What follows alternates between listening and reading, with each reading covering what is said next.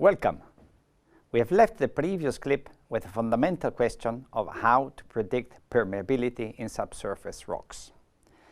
As you can see in the plot, permeability is directly related to the effective porosity of a rock.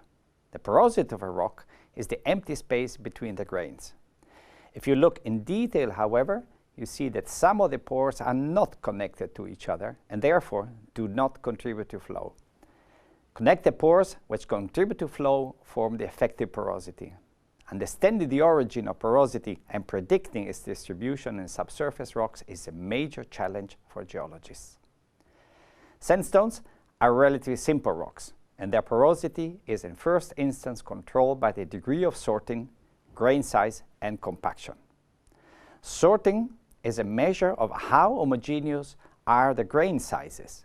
A well-sorted rock like the one you have on the left has a dominant grain size and has high effective porosity. If the rock is poorly sorted, then fine-grained material will be common between the large grains and effective porosity will be low. Grain size also plays a major role. Rocks with larger grain sizes have larger pores and have therefore higher porosity. Grain sizes and degree of sorting depend on erosion and sedimentation history of the rock. Compaction is the other very important parameter influencing porosity. The higher the compaction, the lower the porosity. In the plot, you see how the porosity of sandstone changes with depth. When the sand is close to the surface, grains are loose and porosity will be high. With subsidence and increase in overburden, the grains will be packed in a more efficient way and will be slightly deformed.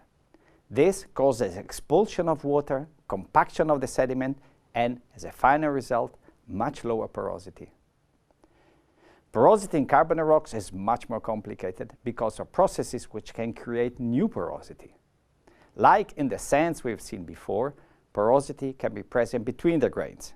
In addition, new pore spaces can be created by the disappearance of organic matter and by the dissolution of chemically unstable minerals forming fossils or grains. Carbonate pores often show irregular shapes, size and distribution, and there can be a big discrepancy between porosity and effective porosity. A very different type of porosity affecting all rock types is associated with fractures. Single fractures are characterized by their length, height, and aperture. Fractures rarely come alone and are often organized in networks.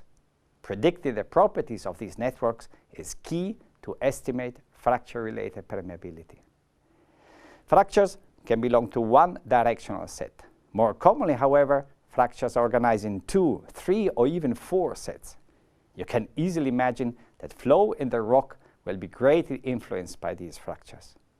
In the case shown in the picture, for instance, flow will be mainly along the yellow fractures, which are long and continuous. Predicting fracture-related permeability is again a major challenge for hydrocarbon and water geologists. In Delft, we do a lot of work on fracture networks. We do this analyzing outcrops where fracture geometries can be observed in great detail. We use this data for various types of numerical simulations, predicting, for instance, the impact of fracture on pressure gradients in the reservoirs. In previous slides, we have looked at different types of porosity and how pores are formed. Cementation, that is the precipitation of calcite or quartz in the empty space between the grains, is another process of the greatest importance, one that destroys porosity. When pores between grains are still empty, fluids can easily circulate through the rock. The rock has a high permeability. Fluids, however, often carry dissolved minerals such as calcite or quartz. If chemical conditions allow it, the minerals will precipitate and start creating a film around grains, thereby blocking the passages between the grains. This causes a major decrease in effective porosity and therefore permeability. Cementation is one of the nightmares for exploration geologists as it degrades the quality of a prospect, but it's very difficult to predict. We've looked until now at the porosity of a small piece of rock. Measuring porosity and permeability in a sample is an easy task. Knowing these numbers, you can solve Bertotti's equation and predict the movement of hydrocarbon. But what is the value of these measurements?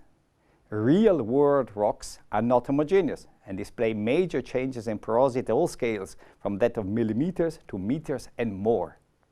Hydrocarbons migrate over distances of several kilometers and will encounter very heterogeneous rocks. Predicting these changes is key for a successful understanding of migration paths of the reservoir behavior. Layering is a first-order heterogeneity. Across layers, lithologies might change, and horizons of shales can separate more permeable rocks. The shale present at the bottom of the outcrop, for instance, are likely to form barriers to flow. In the picture, you also see fractures. These profoundly change the rock permeability, providing efficient paths for fluid. Heterogeneities are present also at larger scales, of tens to hundreds of meters. Rocks deposited in fluvial systems, like the one shown in the slide, for instance, often display elongated sand bodies, intercalated in more shaly rocks. Flow will be essentially confined to the sandstone bodies. Determining their size, degree of connection between them is crucial to determine the ability of hydrocarbons or water to flow across the rock and to estimate the amount of hydrocarbons they contain. Heterogeneities are not only of sedimentary origin, but can also result from structural processes. Faults are an example of such heterogeneities. They can impact the continuity of the sandstone body and also form barriers for layer parallel flow. However, if the fault is permeable, it can also form a pathway for flow. Faults modify the position of layers controlling the flow of hydrocarbons. In the case of anticlines, flow lines can converge towards the hinge of the fault where a reservoir will develop. Faults are also often associated with fracturing and create therefore zones of increased permeability. Hydrocarbons can in this case escape, emptying the reservoir. There is little doubt the subsurface of the Earth is complex and characterized by numerous heterogeneities at different scales. These heterogeneities will determine the permeability of the rocks and thereby the path of hydrocarbons have followed from the source to the reservoir. This has happened in the past. It is the task of the geologist to reconstruct it and use this information to predict the presence of hydrocarbons in the reservoir.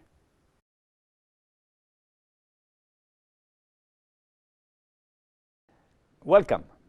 During the last clip, we have left the hydrocarbon molecules in the journey along the permeable layer. Some of them simply reach the surface. Others cannot do this as they are trapped.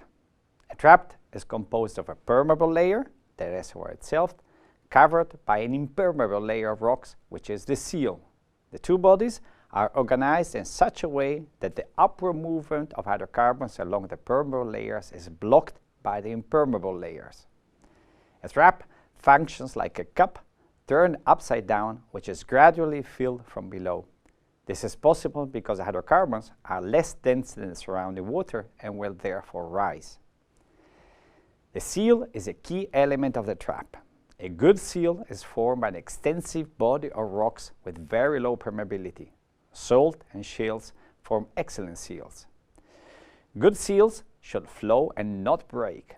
If a fault forms, then the hydrocarbons might leak and empty the reservoir. A bad surprise for the prospecting company. For a trap to be effective, the reservoir layer and the seal must be structured in such a way that movement of hydrocarbons is prevented. This can happen as a result of sedimentary or structural processes. Predicting characteristics of the trap is of crucial importance. In particular, you want to predict when did the trap form and compare this age with the timing of hydrocarbon maturation. In stratigraphic traps, the permeable layers terminates laterally against the impermeable rocks. This can occur, for example, in channelized sands deposited in river systems or in sands below unconformities. The age of these traps corresponds then to that of the deposition of the impermeable layer. Structural traps are associated with simple anticlines or with faults. These can form barrier to flow or disrupt the lateral continuity of the reservoir. The age of these traps in these cases is related to the age of folding or of faulting. We have now come to the end of the trip. The hydrocarbons that were generated in the source rock traveled large distances along high permeability paths and, in the favorable case, were eventually being blocked and trapped. Once the petroleum starts entering the trap, it will fill until the spill point is reached. The reservoir is now fully charged and waiting for you to tap into it.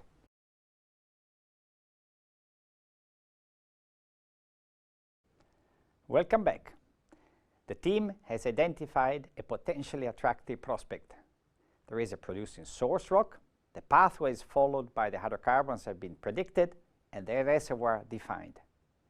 A geologic model will be developed which forms the basis to estimate the expected hydrocarbon volumes and the probability of success, POS, which is the likelihood that the well will encounter producible hydrocarbons.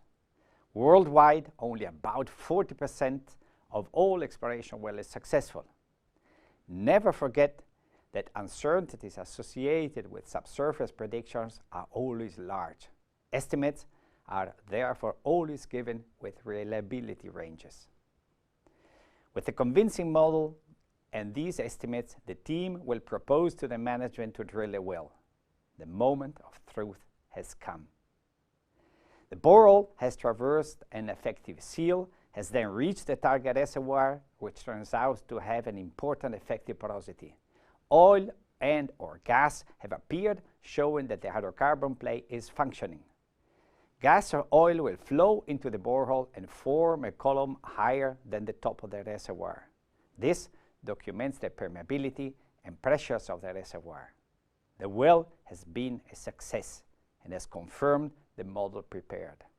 The team is now confident it has a good case for the management. The company approves the plan. Activities become hectic. New seismic data is acquired. New wells are drilled. The goal of these studies is to provide a detailed geologic model of the reservoir, inclusive of the hydrocarbon present and of the geomechanical characteristics of the system, and an estimate of the reserves, producible volume hydrocarbons of the reservoir. Geologists are not the only ones being busy during this stage. Engineers start envisaging the infrastructure needed to extract the hydrocarbon and to bring it to the market. Economists start calculating the cost of the entire operations and compare it with potential revenues. All these numbers, geologically and not, need to be associated with uncertainties. These are a fundamental part of the decision-making process.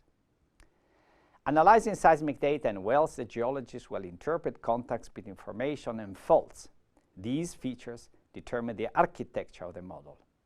One of the main uncertainties associated with this stage is the accurate translation and depth of the seismic signal, which needs a knowledge of the velocity of the rocks. The following step is to define the sedimentological properties of the reservoirs. Because good reservoirs are characterized by good permeability, this is equivalent to predicting the distribution of sands. This is an easy exercise if the rocks are homogeneous. If not, then the different heterogeneities must be included in the model. As information is only available from wells at a very small scale and at a much larger scale from seismic, the data needs to be interpolated. The next step is to predict physical properties, such as porosity and permeability. Also, this step has large uncertainties. Real information will be very scarce and essentially limited to the cores and cuttings from the few wells which have been already drilled. Interpolation between data points is done typically according to stochastic protocols, steered by the geological knowledge of the operator. These models again contain large uncertainties, which are quantified and translated in risks.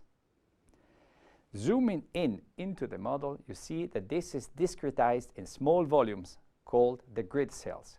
Properties are assigned to each of these cells and calculations are done with them. The size of the cells controls the spatial resolution of the model. Models currently use millions of cells for their calculations. Despite these amazing improvements, you must realize that a normal cell corresponds in reality to a tens of meters, and therefore each cell contains large heterogeneities. In the previous slides, we have looked at a reservoir where the porosity is associated with sedimentary processes. In fractured reservoirs, Permeability is controlled by the distribution of fractures. Models are created predicting the distribution and geometry of these fractures. In the slide, predicted fractures are all the thin black lines. As you think that only control points are the boreholes, you can imagine how full with uncertainty this process is. Adopting the model geometry and assigning physical parameters such as rock strength, intensity of stresses, etc., geologists may also prepare a geomechanic model which geoengineers will use to plan their drilling strategy. Until now, the team has defined the properties of the reservoir, but what is inside it? One of the key parameters is the position of the contact between the water below and the oil or gas above. In the case shown in the slide, the reservoir in the left side of the picture is filled with water. Oil is only present in the central portions, indicated with the green colors. At this stage, the team is ready to estimate the amount of oil and/or gas present in the reservoir. This is called the standard tank oil in place, STOIP. This number corresponds to the volume of the reservoir, corrected for a number of factors shown in the slide. STOIP is obviously an important number, but the key question is how much of this can be recovered and at what costs? The answer to this question is not only related to geology but also to economics. Even in the simplest reservoir, drilling more wells will allow accessing large part of the hydrocarbons. And maybe it would be preferable to drill horizontal wells. In addition, a strategic plan must be made deciding how fast one wants to empty the field. Key for answering these questions are numerical flow simulations. These simulations start from a simplified version of a geologic model and integrate the fluids present to the system, water, oil, and gas. One or more wells is drilled through the system, and the numerical code simulates the flow of fluids from the reservoir to the well itself. These simulations must take into account a large variety of complex phenomena such as thermal expansion, pressure changes, wettability, changes in porosity, and much more. Flow simulations in real-world reservoirs are among the most challenging experiments in the world. Your job as a geologist might have finished, but engineers and economists are working hard to develop the best scenario and to make sure that production is cost-effective. Having hydrocarbons in the reservoir is of no need unless the hydrocarbon is brought to the surface and sold. Studies are now finished. A production plan has been established, infrastructure has been built, the field can be brought into production. Your work as a geoscientist, however, is not finished. You will make sure that the huge amount of data being gathered during production is used to update the geologic model. Your knowledge will be necessary to plan wells, maximizing production and minimizing risks. And when reservoir production will start to decline, you will have an important role in designing new interventions to extract more of the petroleum locked into the rock. Steam injection, water flooding, gas injection, plenty of challenges ahead.